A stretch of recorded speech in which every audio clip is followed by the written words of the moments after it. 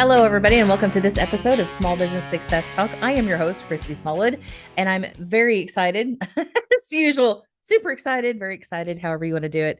And you know what? I can already hear that there is a little bit of an echo in my room. Not sure why. It's the same room, same recording space, same equipment, but I feel different today. It could be because I just got back from one of my friends. Her 50th birthday is today. So this is the year of 50ths. For anybody born in the 74, y'all, we're in this together all year long. So my friends have all started having their parties, and I did a trip with my best friends last month, and we went to Epcot for her 50th, and it was fantastic. We all had a great time. Today was a big old party. It's like an open house style with lots of people coming in with Kristen, and she was formerly at our chamber. So everybody, there's a lot of people that know Kristen and love on her because she loves on everybody else. And she became one of the biggest hearts that permeated, like her love on you energy just permeated throughout our entire chamber. So huge shout out as usual to my area chamber of St. Matthews, because our culture is just different than most other chambers. As we're finding out, we definitely stand out because we approach you in your business as valuable human beings. I don't know how else to really explain it at the core, but once you're in with us, you're in. Like, you're just part of the group. We're very welcoming, has been part of the conversations I'm having with some fairly new members, that we are definitely a different welcoming kind of bunch. And that's a lot thanks to the staff, of course. And Kristen was one of those who helped set the tone for that. And why do I even start with that? One, the echo did it to me. But the other thing is, I wanted to just bring some life stuff into the episode today. I don't have anything super like go do this, but I do have some conversations I've been having recently. And I want to share some of that stuff with you. Plus, I want to show you a couple other little things. If you're watching the video, you can actually see that. But if you're only listening to the podcast, you'll have to use your imagination. So, sitting across the table at the party, Kristen's current boss is Candace, who works, they both work at the U of L Family Business Center. Now, these people do programs and education, peer groups, things like that for family owned businesses specifically. And they're working with them on making sure that they have certain things in place, especially for the next generation. What's the game plan for longevity? What do you have going on as the next stage, next generation? Do you have, is this a succession plan? Are you going to be closing? Do you have everything in place? What happens if something happens you didn't plan for? What if you've planned for everything, but it was the wrong plan? So they walk you through a lot of different things. She and I had some great conversation about family owned businesses, for one, the dynamic of the relationship of a family owned business versus somebody who's started the business but brought non-family members into it to help grow and run the business. With family owned business, it's definitely different, is the only way to just bottom line that. You are going to talk to your family member, especially if you're a spouse. Like, unless you have a game plan going in there that you really can turn off the personal, turn on the professional, and treat each other as professionals during the day, that's the deal. If you don't have that agreement in place before you start working together, it's hard to instill that later on. So try not to bring whatever drama is going on at home into the office, right? That's always the goal. I get it. It's damn near impossible most days. But what happens is, family owned business, if the family's bringing the drama in to the normal business, the non-family members also get to be a part of that on the outskirts. And so this U of L Family Center also has peer groups set up for the non-family members of a family-owned business. And I just thought that was fascinating, right down to understanding the dynamics of how to work as a non-family member in a family-owned business. And I think that's something definitely, if you are running a family-owned business, to consider, how does that affect the people who are not part of the family? When you think about communication alone, there are so many different levels and layers to communication. I have another business where I'm currently a business partner and I'm pretty much just the supportive. I'm not into most of the day to day. I'm able to step in and just help guide. And it's worked really well for us. But there are times when our team, like he and I have come up with something and we've discussed it and we didn't tell the team. And the team is like, what the hell just happened? Why are we making this big shift? I was like, oh, that's right. Because I didn't go back to tell the team, knowing he doesn't. So who's the bigger communicator? Like, whose responsibility is it to communicate to the rest of the team what's happening, what needs to be prepared, how do we move this forward, like those kinds of things.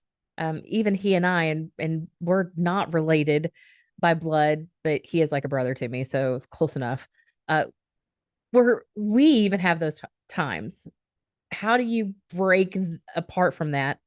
I always go back to, you have to be intentional. It's strategy. You think it through before you do it. You come to these like, here's what this is going to look like. Here's what we agree to. Here's the process and the system that we need. And we're going to stick to it. And this is how it's going to play out. When there's a problem, here's how we're going to handle it. You know, some, I, I coached a wonderful lady at one point, and she had her husband in the business, and she was also bringing her son into the business, and it was a family owned business. Her dad had started it. And it was real interesting because at one point in one of our conversations, her and her husband were having some arguments. When they get home, she's like, "Oh no, we have a rule when we fight at home." And she's like, it can only happen at home. So I give her one of those, what is this leading to, look? And she said, "Oh yeah, we can't argue in our clothes." Like, what? What?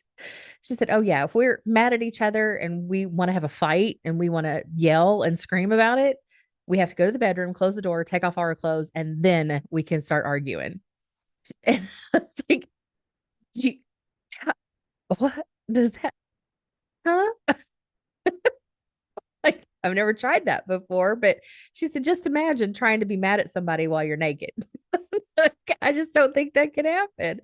She's like, "It doesn't. That's part of what makes that process work." Like, well, you certainly can't do that in the office. She's like, "No, you can't do that in the office." So that was their method.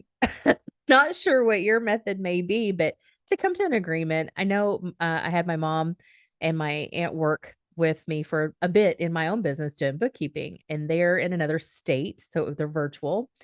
And so we had to come to some things as well about processes and systems and what happens if and all that kind of thing. And so just working out what that needs to look like on the front end can go a long way to making everything just flow a lot smoother. The other interesting thing about our 50th is that I'm pretty sure our generation, the Gen X generation, we just do it different. Not one person so far has really bitched about it being their 50th, versus before I turned 30, my older friends had shared with me their 30th birthday experience, and it was horrifying for them. And I thought to myself at age 29, I was like, I don't want that to be awful. Like, my life is not where I want it to be, but I don't want to turn 30 and it just be the most horrible day of my entire life, which it wasn't, because I went to Ireland. It's like, nope, I'm out of here. I'm going to do something big. I want to make it's a milestone to be celebrated. So why not go big? And I did not go home. I went to Ireland to do that. That was a lot of fun. Now, my 40th didn't turn out so hot.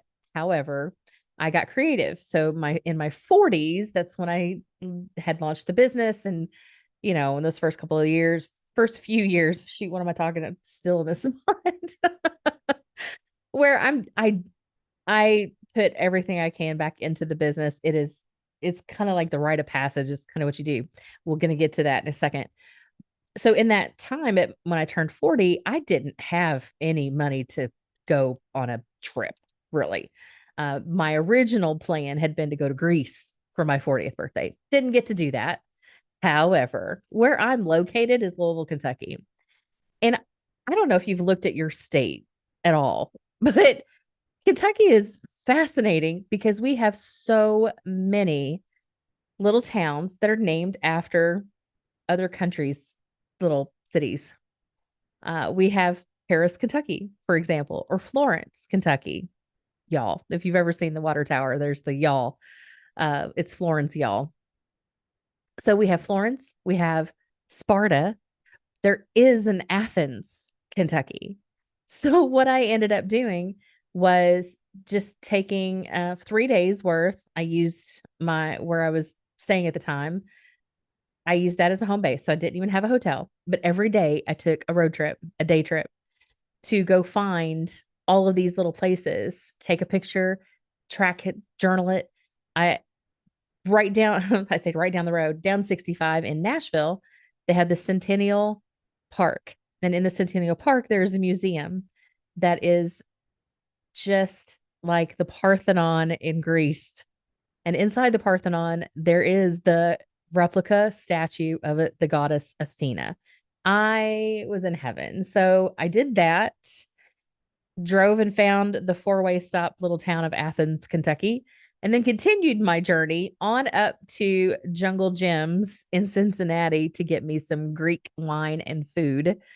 So that was a lot of fun. But also, let's not stop at Greece, right? There's Paris, there's Florence, Manchester, and London, and VV, Indiana. So in VV, Indiana, every August, so usually around my birthday, because VV, Indiana is located in Switzerland County, Indiana, and they have a Swiss wine festival.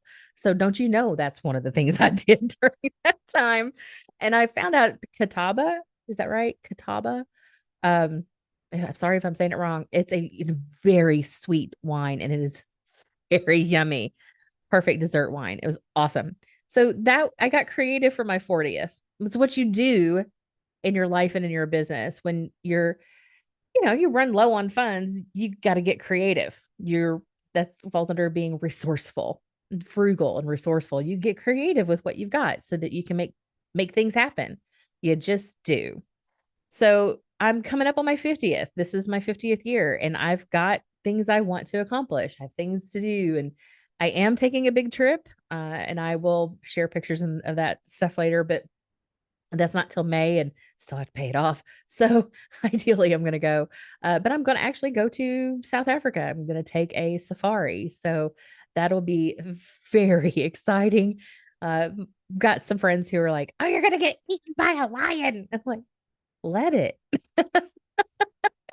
If I die petting a lion and it decides to eat me, I am fine with that. Let that be my final story. Just doing what makes me happy. So exciting things are coming up, but I always give myself something to look forward to.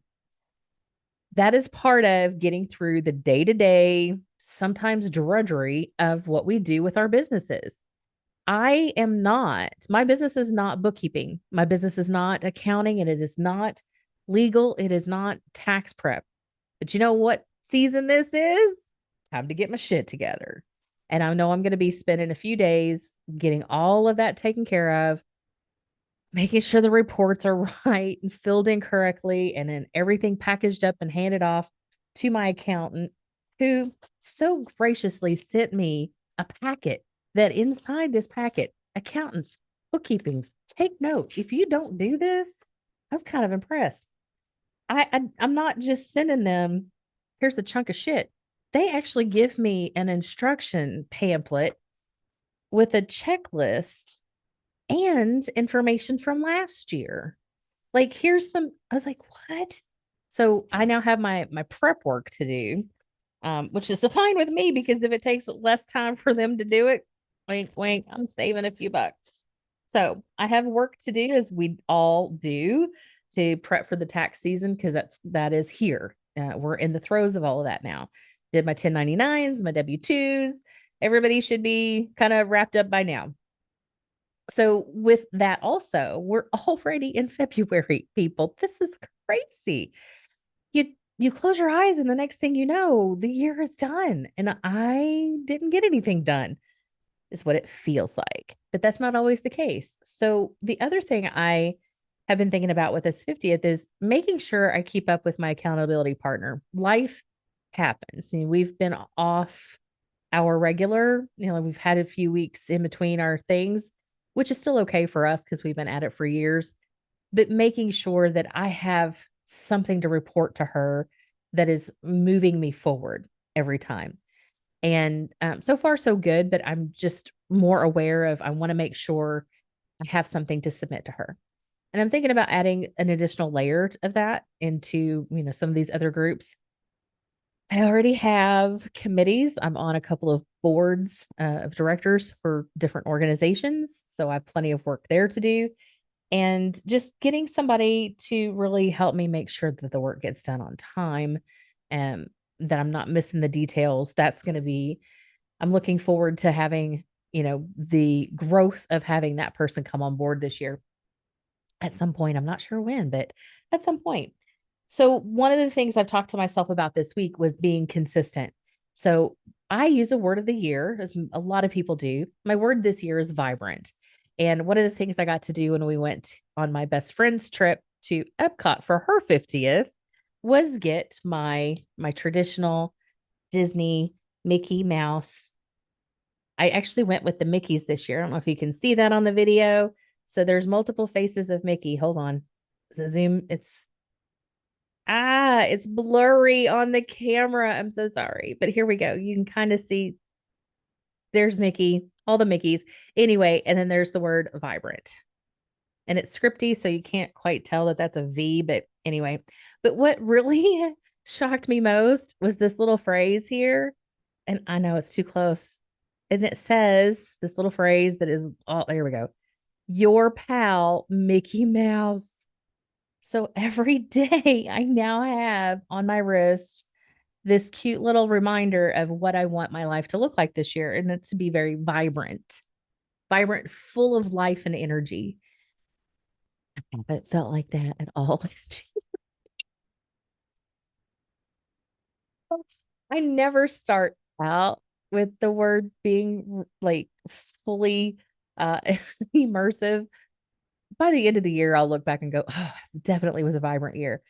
So I'm looking forward to it. But I also realized that, okay, I asked myself, what does it take this week to bring vibrancy to life? Just like I have like 2020, that word was thrive. Y'all, that conversation in my head was intense a lot. So, what does it take to create vibrancy in my life, to be vibrant? Well, right now it needs to be consistency. I'm not consistent in some things. So I've used my planner that I created and I do have, I'm going to spill a bunch of stuff here. I have in my planner that I created daily activities. So I have a list of things.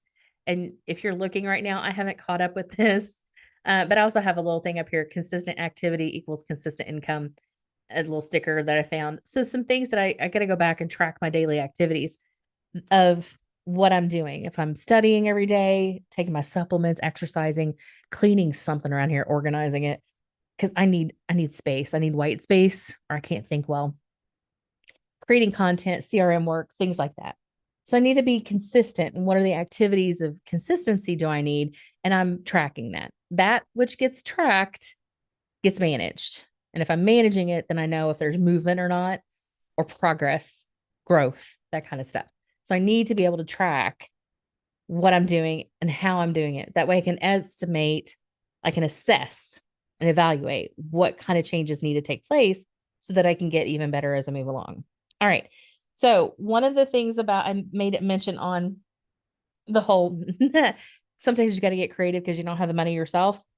That's going to change this year as well because I'm finally getting on the bus here. Profit first. So I'm going to go through a list of some books here. If you are watching, you can see what the book looks like. The white cover with big black letters and blue circle on it. Profit first. Mike Michalowicz. Look up Mike. Profit first. Now, I am learning the math it takes to do this and the organization. And I am excited that there are forms that go with it, that I have templates to be able to use. But with all of this, changing the structure should put me in a much better financial position to be able to do more things with more people. And I'm excited about the opportunities that come with that. So I wanted to kind of go through some additional books that anytime I get stuck and I need a little like rocking out of that so I can think through either my own business issues or business problems, or I need an idea for something, or I'm creating a curriculum, I'm creating a presentation, and I need to I need to unstick myself in my head, or even just sometimes remind myself, study up on some of these uh, concepts, best practices, tools, things like that. I am constantly doing this. So I'm either taking a class or I'm reading, I'm doing workshops, things like that to always level me up so that I can turn right around and teach you guys too. So one of my favorites, it honestly is Made to Stick. Now I work in marketing. I have worked in marketing for 30 years. And this is still one of the best books. And it's not specifically a marketing book, but it is how to create something as a concept or a movement, or how to make that change that's really going to stick, how to get people on board with it. So I always go back to this because why some ideas survive and others die, how to make that idea sticky. And a lot of great stuff in that book. And I'm going to quickly go through a bunch. Can't go wrong with the classic either. Some of this, so I handed this to one of my clients that I was doing some coaching with, and I had her read it. And she needed some leadership training, needed some internal communication stuff because she was entering into a new leader position. So I had her read this classic, and she let me know it's a little dated. So there are some concepts. There might be some how you talk to somebody in here that's a little boomer-esque without knowing how to say it really well. It's not ancient, but all the concepts are still the same. The 1 minute manager. Now, for me, the bottom line is that I'm not here as your boss to solve the problem.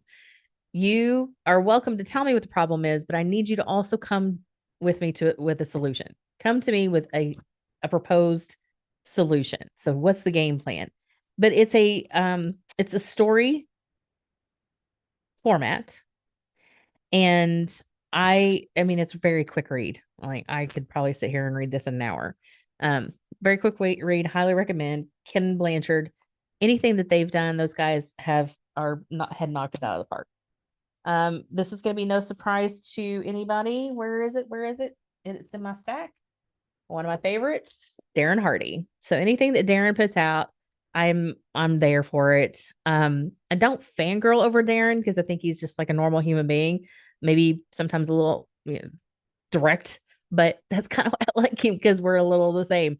But his stuff is solid. So the compound effect is just take one thing, do it a little bit at a time, but consistently. Okay. So consistency is the key here. And to piggyback off of that one is High Performance Habits, Brendan Burchard. This has a lot of meat to it and a lot of great stuff. This is one of those books that it took me a long time to get through. And here's why. Anytime a book like this takes me forever, it feels like, is because I've got to a point that it was like, oh my gosh, I need to go do that right now. I will go do it. And then I come back to the book.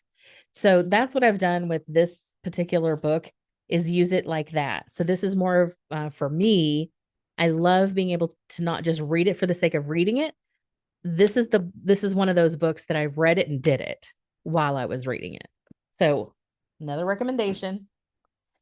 So here's one that is slightly dated only because of the channels in which he's talking about, but the concepts are still solid. Go right back to it. Gary Vaynerchuk. You've not heard of this guy, you need to go look him up. Jab, jab, right hook. How to tell your story in a noisy social world. kind of need that. Between this one and Made to Stick, y'all, great things about messaging and story brand. So if you haven't, I'm looking, yeah, my story brand book is over on the shelf that's in behind my camera here. And of course, I'd be remiss if I didn't include a Disney book. This one here is about customer service. Be our guest. It is perfecting the art of customer service. Love this one. Love, love, love. As you can see with having the little tabs in it. And so then those are the ones that I highly, highly recommend. I've been using for years and I come back to all the time. One of the things that I'm so pumped that I get to do now, which I don't even know. I'm like, wow, how am I in this circle of people? How, what happened to get me here? Oh yeah, that's right. I did the work. So I'm here and I'm meeting more people and I'm just blown away by the caliber of all of these people. And I'm so just anyway, fangirling over my friends is what I'm doing here. Y'all see these books? This is just one handful of the friends that I have now because these are their books. Starting simple, this is sales compensation. I've had Chris Goff on the show before.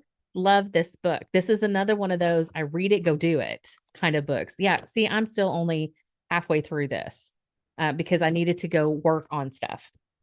Take Your Shot, Robin Waite. So I had him on the show. Go back and listen to that podcast. This one, he actually walked me through live on the show pricing structure about an event, a retreat event. So this is also done story style. Very nice, simple, easy read. It was great. Love it. Especially if you're a golf enthusiast, you'll appreciate it because the guy in here is a golfer. Justin Patton. Now I haven't read this one yet, but I love Justin. He's just a doll. So How to Build Trust, Your Road to Yes. Justin, highly recommend Justin, but I know these people. I can't believe I know these people. And this one, Infinite Influence, Allison Van Hooser. I had her and Phil Van Hooser on the show before. So anyway, age difference between the two. They both do leadership training and she is just pure sunshine to me. Like, look at that face. Pure sunshine. Love this. Love her. Amazing. $1 Million Rainmaker, Ed Robinson. I actually have my coaching session with him tomorrow. I did his workshop. Love it. $1 Million Rainmaker. Making sales, especially in the speaking business. But how do you position yourself? These are a lot of great sales process reminders, things like that. So loving that one. And I cannot wait to get to this one, y'all. Love Misha. I can't wait to be on her podcast. I can't wait to have her on the podcast because look at this. Get shit done factor. Love it. I am super pumped to go through this one. So I'll let you know what I think of this. I'm pretty sure I'm going to love it because I like her a lot. She has a workbook for this and a teenage version, how to get stuff done. So if you're not putting into your brain good things that help you in your business, it could be personal development, it could be your professional development, it can be whatever. Read all the fiction you want. I'm not saying take away from fiction, and definitely highly recommend the Bible anytime you can. Go, like, you don't know where to start in Proverbs or the Psalms, start in the Gospels, start with Jesus. Can't go wrong with Jesus. But when you're able to take the time to read and input into your brain necessary information that helps you in your business, and of course come back and come to podcasts like this where you're going to learn new things or things that you just needed some validation you already knew. That's what we're here for. So I appreciate you for this episode. Just a few little tidbits here and there of things. I hope you have a stellar day. And if you are a 1974 baby like some of my friends and I, welcome to the club. I hope you have a fabulous year. And I will see you again on the next episode of Small Business Success Talk. I've been your host. Thanks.